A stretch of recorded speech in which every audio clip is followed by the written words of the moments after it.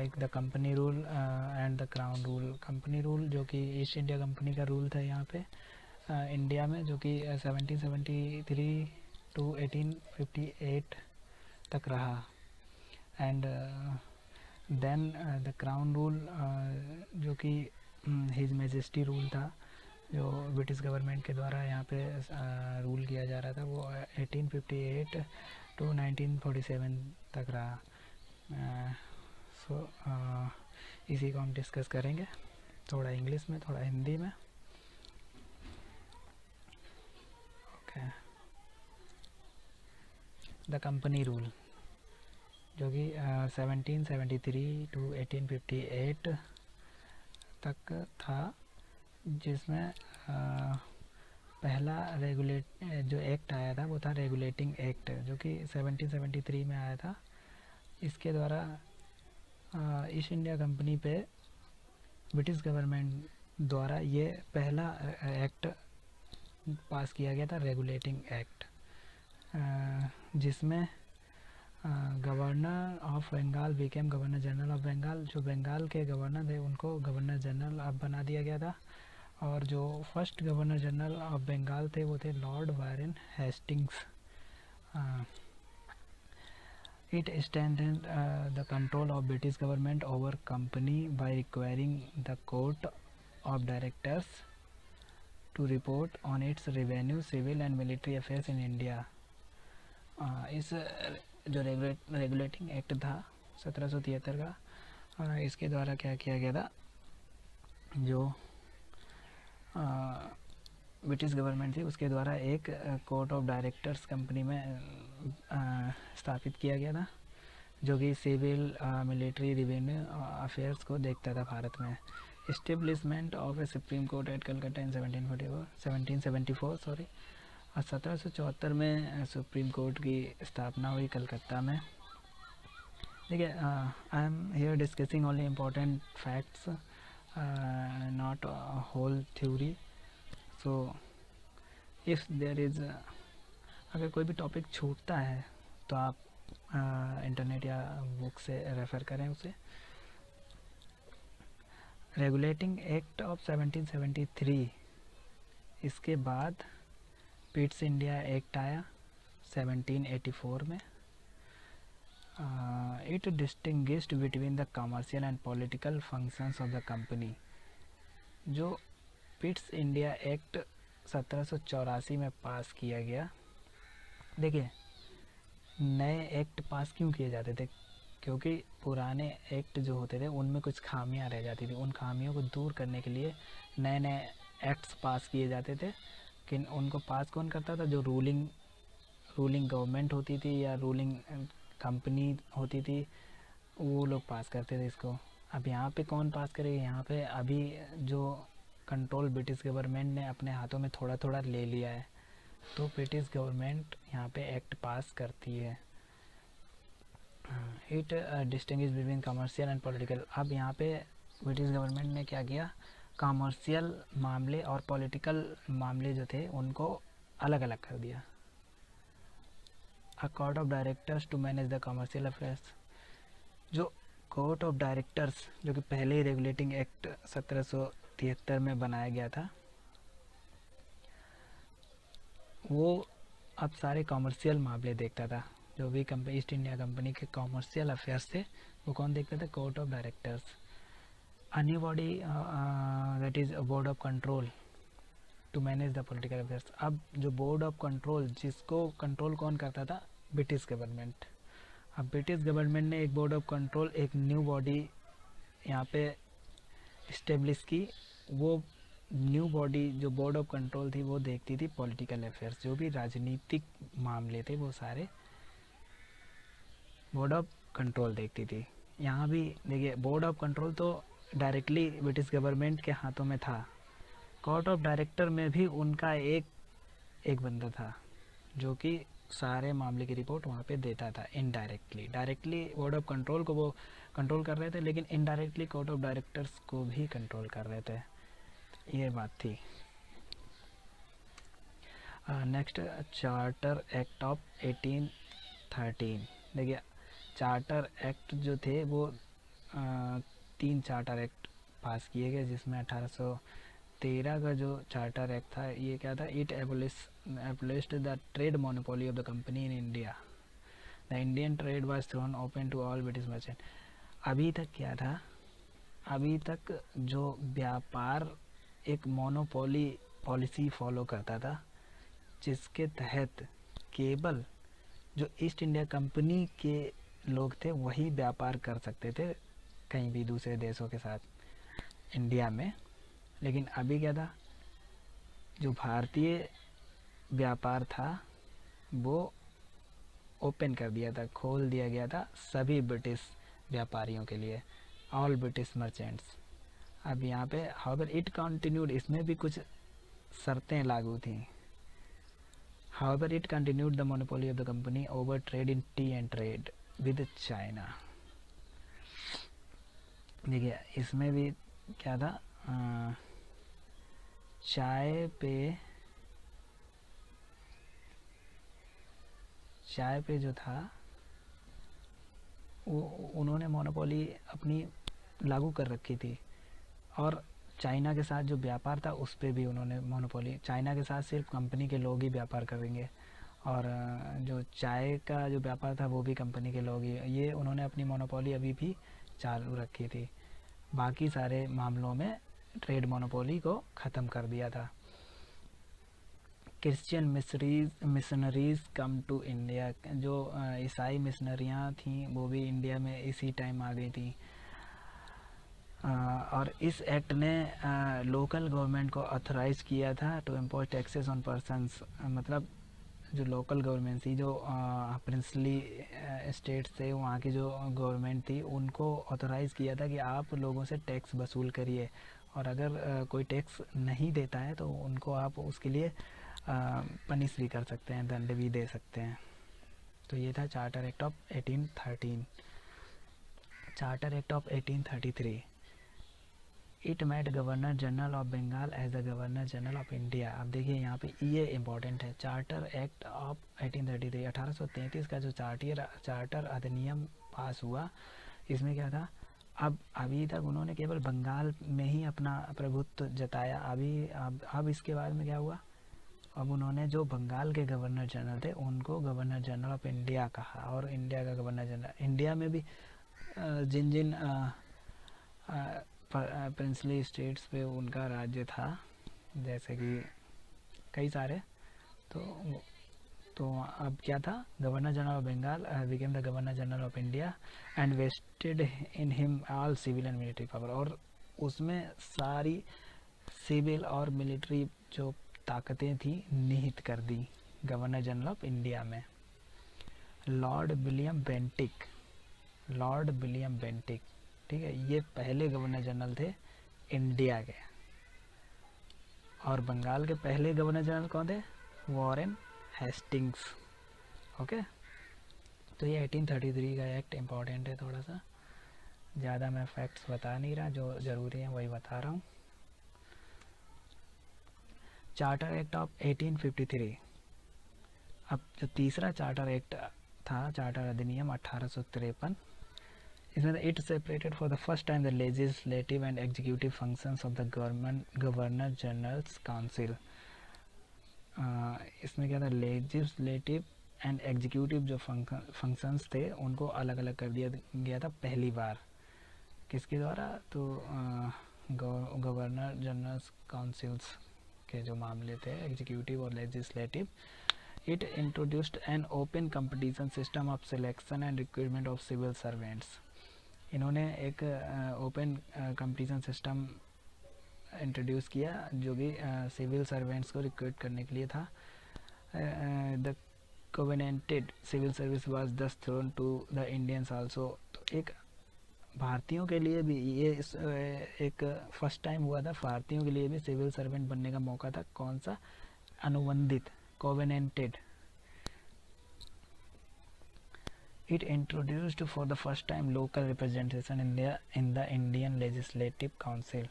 Local representation मतलब अब भारतीयों को भी शामिल किया जाने लगा था पहली बार चार्टर अधिनियम 1853 में, जिसमें लोकल रिप्रेजेंटेशन जो इंडियन लेजिस्लेटिव काउंसिल में हुआ था, जिसमें 6 मेंबर थे और 6 में से 4 मेंबर मद्रास, बॉम्बे, बंगाल और आगरा की जो इनकी प्रेसिडेंसीज थी वहाँ से था।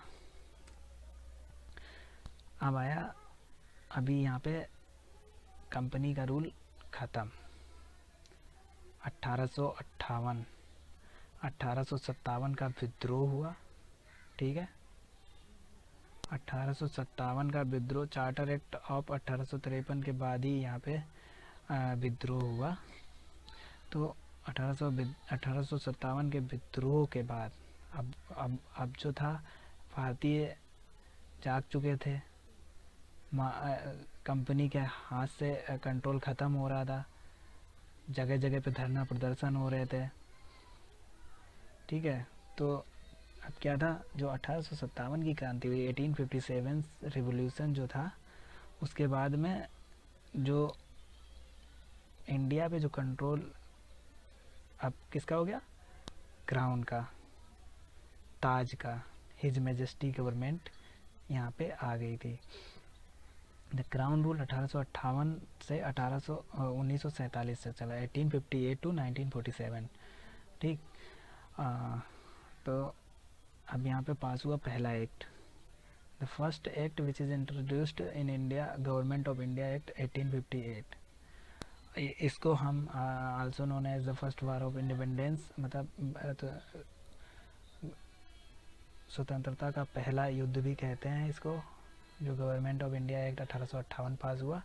और इसको द सिपाही म्यूटनी भी कहते हैं, जो सिपाहियों ने विद्रोह किया था, तो इसे सिपाही म्यूटनी के नाम से भी जानते हैं। It changes the designation of governor general of India to that of viceroy of India.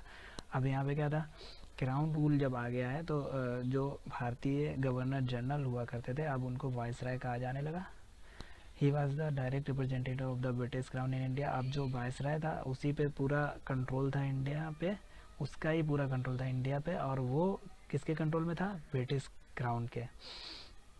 Lord Canning, ये भी इम्पोर्टेंट है, लॉर्ड कैनिंग जो थे फर्स्ट वाइसराय ऑफ इंडिया थे। Lord Canning became the first viceroy of India. It ended the system of double government by abolishing the board of control and court of director. इन्होंने board of control और court of directors को ख़त्म कर दिया। तो जो यहाँ पे द्वैध शासन चल रहा था उसको इन्होंने ख़त्म कर दिया। सेकेंड एक्ट अब जो पास हुआ वो इंडियन काउंसिल एक्ट था। इसमें इंडियन काउंसिल एक्ट 1861 में पास हुआ, 1861 में एंड 1809 में। तो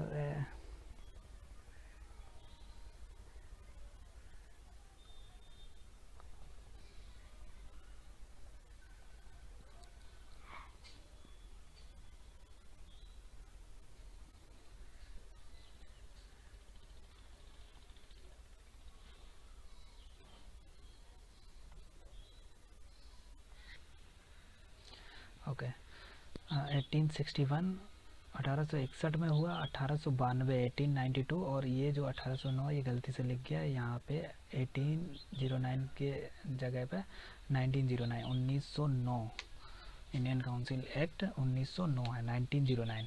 okay, 1861 it made a beginning of the representative institutions by associating Indians with the law making process। अब जो 1861 का एक्ट था, इसमें क्या था, जो इंडियन रिप्रेजेंटेटिव थे उनको लॉ मेकिंग प्रोसेस में शामिल किया जाने लगा। Lord Canning nominated 3 Indians to his legislative council. Lord Canning ने 3 भारतीयों को अपनी लेजिस्लेटिव काउंसिल में शामिल किया। वो इंडियंस कौन थे, Raja of Banaras, the Maharaja of Patiala and sir Dinkar Rao. 1892 में दूसरा आया, उसके बाद 1909 में आया। 1909 में क्या था, act also known as Morley Minto reform. Morley Minto reform जो था, इसमें जो हमारे मॉर्ले थे, ये जो थे सेक्रेटरी ऑफ स्टेट थे, मिंटो जो थे वो थे वाइसराय। ओके, तो Satyendra Prasad Sinha became the first Indian to join the viceroy's executive council. Appointed as law member. जो हमारे भारत के सत्येंद्र प्रसाद सिन्हा थे वो फर्स्ट भारतीय थे जिन्होंने वायसराय की एग्जीक्यूटिव काउंसिल को ज्वाइन किया और वो अपॉइंट हुए थे लॉ मेंबर के पद पे। It introduced a system of communal representation for Muslims by accepting the concept of separate electorate। अब यहाँ पे ये सबसे ज़्यादा इम्पोर्टेंट है कि ये जो इंडियन काउंसिल एक्ट 1909 था, इसने क्या किया, एक नया सिस्टम अलाउ किया जो क्या था, सेपरेट इलेक्टोरेट।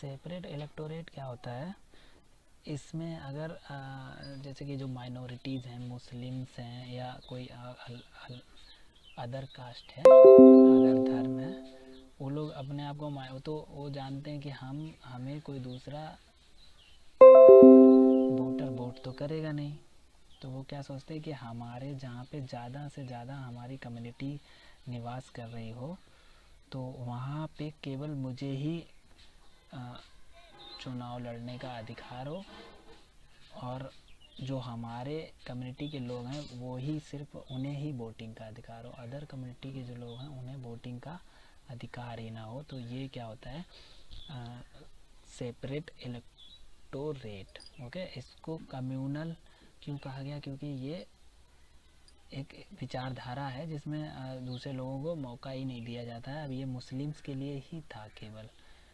1909 में जो इसको अलाउ किया तो मिंटो साहब ने, तो ये क्या था, it introduce A system of communal representation for Muslims bye accepting the concept of separate electorate. Muslims के लिए सेपरेट इलेक्टोरेट को अलाउ कर दिया इन्होंने। अब आया गवर्नमेंट ऑफ इंडिया एक्ट 1919, भारत शासन अधिनियम 1919, also known as Montagu Chelmsford reform. Montagu थे सेक्रेटरी ऑफ स्टेट, चेम्सफोर्ड थे वो थे viceroy. It introduced for the first time bicameralism, मतलब द्विसदनात्मक जो कार्रवाई होती है उसको बाई कैमरलिज्म कहा जाता है। It introduced for the first time by cameralism and direct elections in the country, और इन्होंने प्रत्यक्ष चुनाव देश में स्टार्ट करवाया। दस the Indian legislative council was replaced by an upper house. जो भारतीय लेजिस्लेटिव काउंसिल थी अब उसको रिप्लेस कर दिया गया दो चीज़ों से। वो क्या थी, एक अपर हाउस था and another lower house. Upper house council of state था, lower house legislative assembly. It provided for the establishment of a public service commission was set up in 1926 for recruiting civil servants। 1926 में civil सेवकों को recruit करने के लिए इन्होंने एक public service commission की स्थापना की। It separated provincial budgets from the central budget. अब जो एक सेंट्रल बजट था, एक जो पूरे देश में बजट हमारा बनाया जा रहा था, उसको इन्होंने अलग कर दिया। सेंट्रल बजट अलग और स्टेट्स का बजट अलग, प्रोविंसेस का जो बजट था वो अलग। British government said that they overview the act after 10 years. British government ने ये बोला कि अब ये जो गवर्नमेंट ऑफ इंडिया एक्ट 1919 है इसको 10 साल के बाद फिर से ओवरव्यू करेंगे और देखेंगे कि ये कितना कारगर साबित रहा। लेकिन 10 साल से पहले इसमें इतना सारा विरोध हुआ और कई सारी बातें हुई। अब ये सोशल रिफॉर्म्स चल रहे थे इतने सारे, तो यहाँ पे इन्होंने एक कमीशन बना के भेजा। ब्रिटिश गवर्नमेंट ने इंडिया में कमीशन बना के भेजा जिसको नाम दिया गया साइमन कमीशन। ये इसके 7 मेंबर्स थे। 7 मेंबर्स में जो इसके चेयरमैन थे वो थे सर जॉन साइमन, इसलिए इसका नाम उन्हीं पे पड़ा, साइमन कमीशन, जो कि 2 साल पहले ही भारत में आ गया 1927 में, जबकि उन्होंने बोला था कि 1929 में हम ओवरव्यू करेंगे 10 साल बाद, लेकिन ये 8 साल बाद ही आ गया। इसका काम क्या था, to report on the condition of India under its new constitution. जो इंडिया में नया संविधान लागू हुआ था पूरे भारत में अब उसको उसके कंडीशंस को रिपोर्ट करना था इन्हें ब्रिटिश क्राउन को या फिर हिज मैजेस्टी गवर्नमेंट को।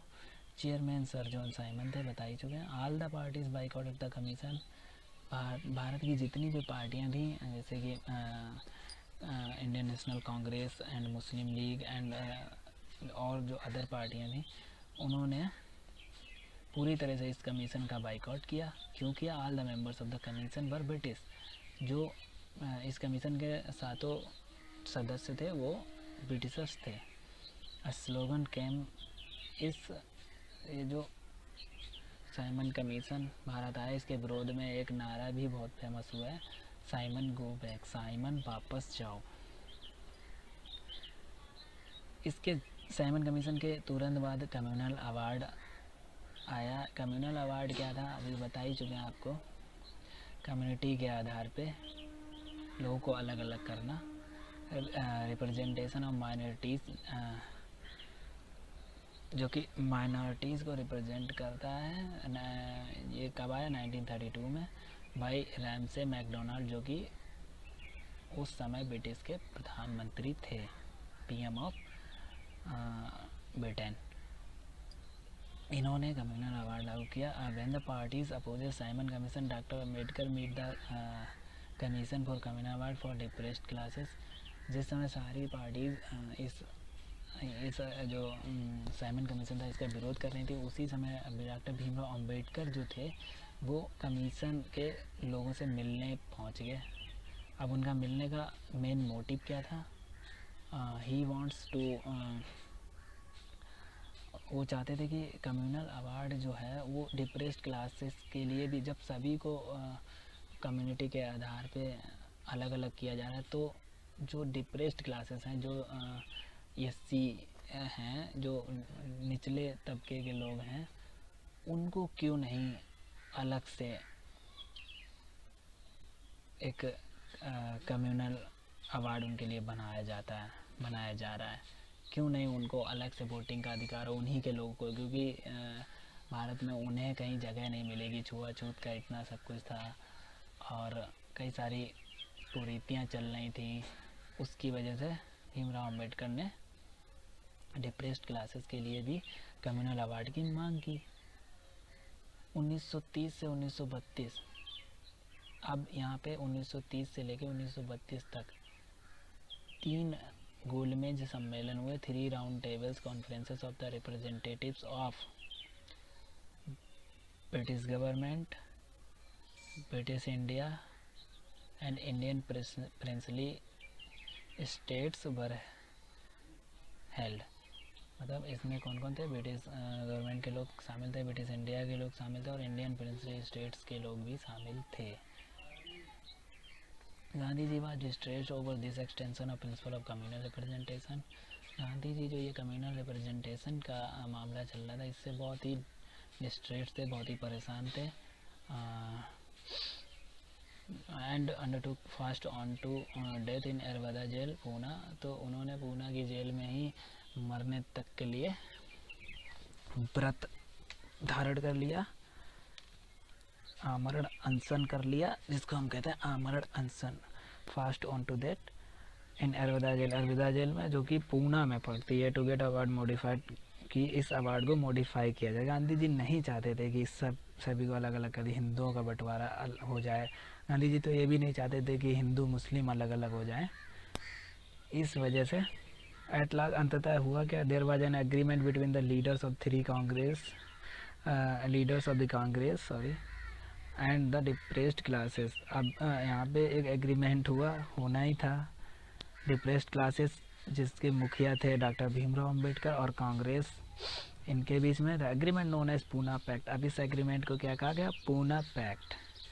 Retain the Hindu joint electorate, अब हिंदुओं का एक ज्वाइंट इलेक्टोरेट बनाया गया and gave reserve seat to the representative. और ये जो रिजर्वेशन यहीं से स्टार्ट हुआ है।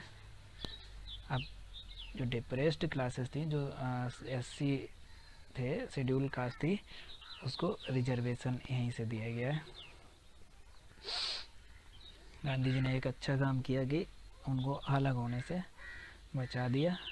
Government of India act 1935 1935।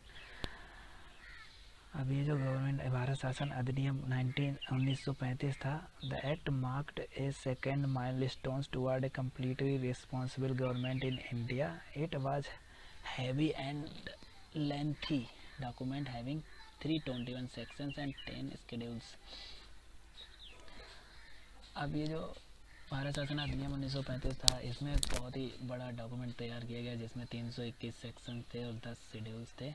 It abolished dyarchy in the provinces and interior provincial autonomy in its place.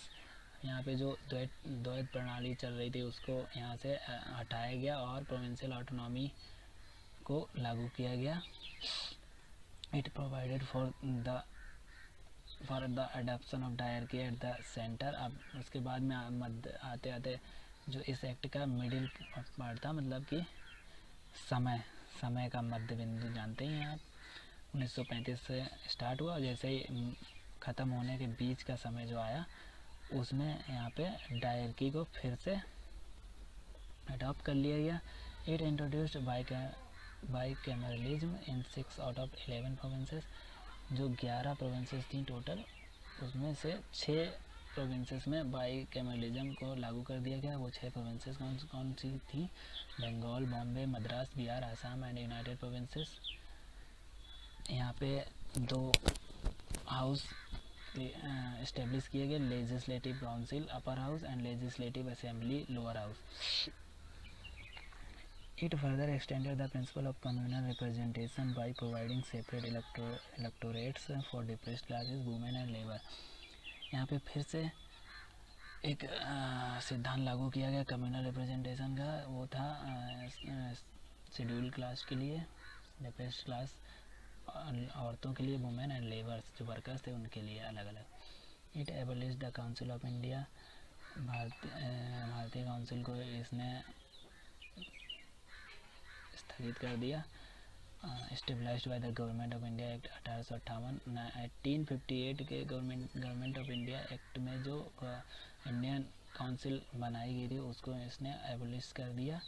About 10% of the total population go to the voting right. जो संपूर्ण जनसंख्या थी उसका 10% जो था उसको वोटिंग का राइट प्राप्त हुआ.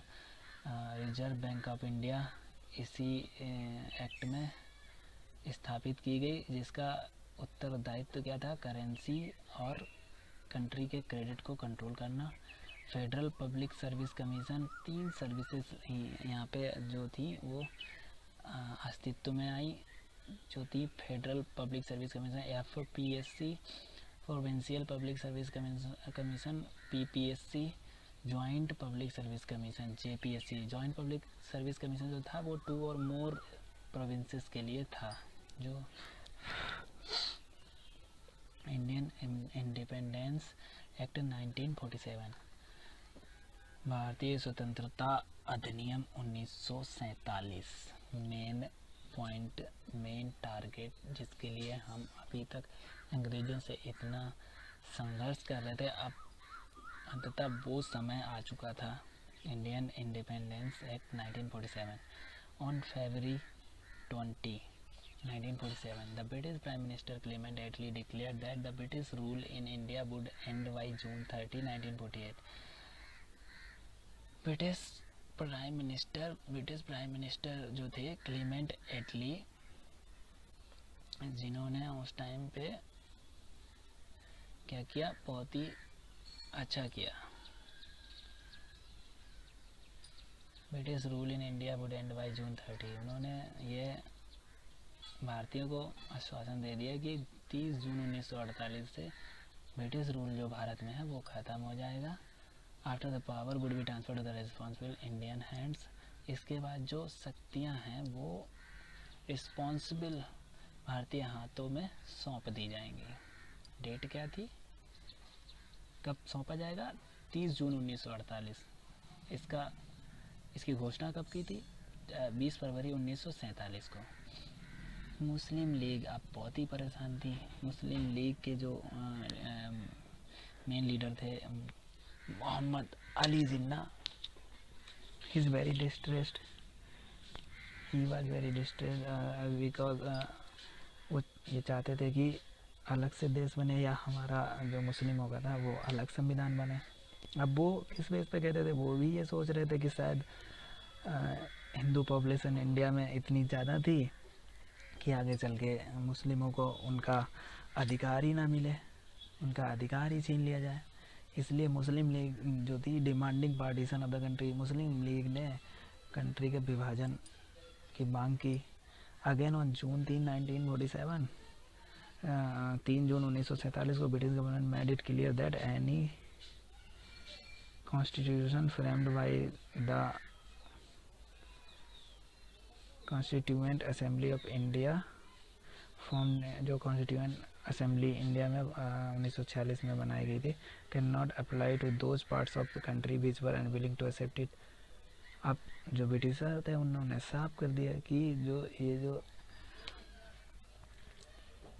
कॉन्स्टिट्यूशन बनाया जा रहा है, जो संविधान बनाया जा रहा है, वो उन पार्ट्स पे लागू नहीं होगा जो इसको नहीं लागू करना चाहते हैं। On the same day Lord Mountbatten the viceroy of India, उस समय वाइसराय कौन था इंडिया का? लॉर्ड माउंटबेटन लास्ट थे, ये भी याद रखना। Put forth the partition plan, उन्होंने सबके सामने पार्टीशन प्लान रख दिया, known as the Mountbatten plan, जिसको माउंटबेटन प्लान से हम जानते हैं।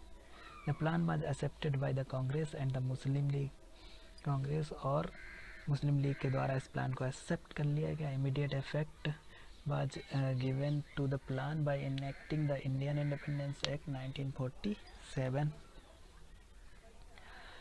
अब इसके जो फीचर्स क्या थे, जो भारतीय स्वतंत्रता अधिनियम आया था, इसके क्या फीचर्स थे? इट एंडेड द, सबसे मेन फैक्ट क्या था? It ended the British rule in India, इसने जो ब्रिटिश रूल था उसको भारत में ख़त्म कर दिया। And declared India as an independent and sovereign state from August 15, 1947।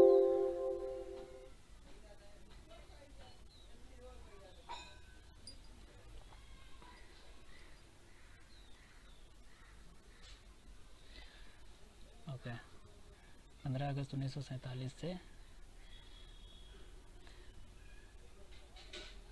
it provided for the partition of India and creation of 2 independent dominions of India and Pakistan। दो स्वतंत्र देश बन गए जो कि थे भारत और Pakistan, with the right to secede from the Britain Commonwealth।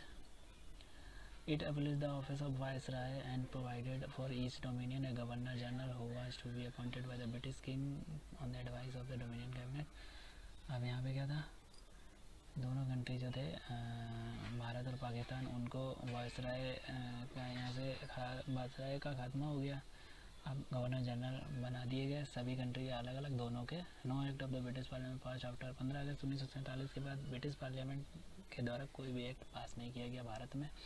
It abolish the office of secretary of state, secretary of state का ऑफिस भी यहाँ से हटा के अब कहाँ ट्रांसफ़र कर दिया गया? कॉमनवेल्थ अफेयर्स के लिए ब्रिटेन में।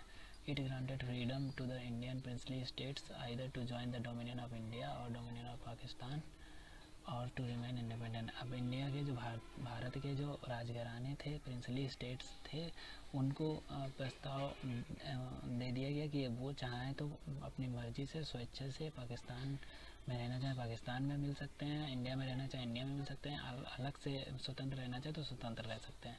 Now governance of each of the dominions and the provinces by the Government of India Act of 1935 till the new constitution were framed। Governor General was the constitutional head of the state। It discounted the appointment, civil service and reservation of post by the Secretary of State for India। The member of the civil services appointed before August 15, 1947 would continue enjoy all benefits that they were entitled to till that time।